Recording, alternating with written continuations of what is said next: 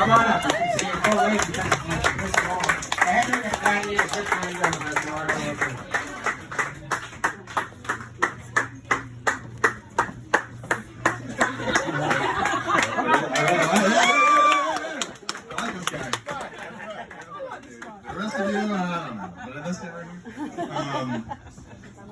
Okay, so, oh my God.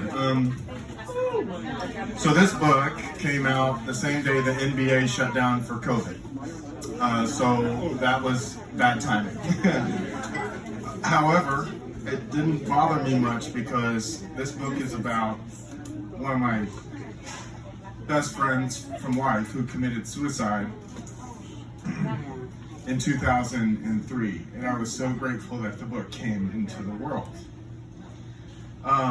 So, first off, this is my first in-person reading from this collection, and I'm just really grateful that y'all are here too.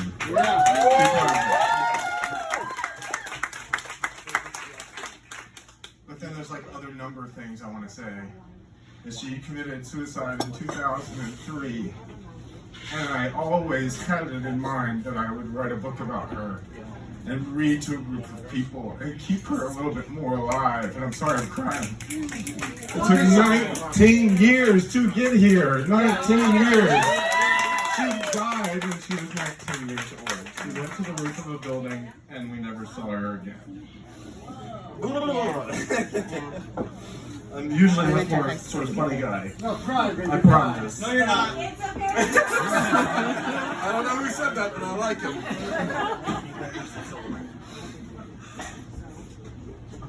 You got this. This is Smith Lake. Oh, and I have books to sell. So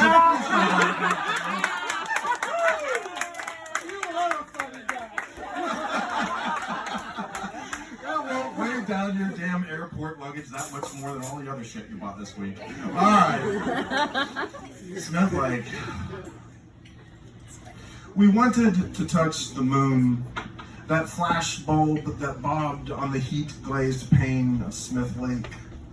So we dove, Mary and I, fully clothed from the dock, paddled slowly that body of water as chorus frogs and crickets boomed back and forth from the reed-thick shore.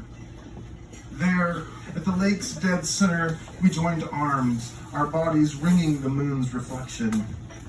Treading water, Mary cupped her palms beneath that beacon, lifted it to my lips, and said, "Drink." And what could I do but follow when Mary sidestepped buoyancy and dove beneath the moon, dropped easily through zones of cold and colder water, the frogs slick star vines and hydrilla swaying heavily in the drifts, her hair held suspended by the water's 100 hands. If only I could go back to the moon's conception when it first broke free of the earth to fly that first tethered orbit around the world.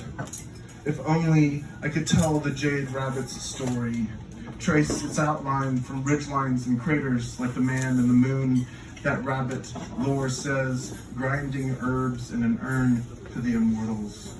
That moon returned to its rightful station overhead. I want you to see Mary making small motions with her hands to keep from rising as we held our breaths, who knows how long, until she rose. Thick ribbons of reeds unraveling from her ankles. Mary surfacing so slowly, it was as if she climbed not water, but sky. Mary backlit by darkness. Mary slipping into the moon. Thank you.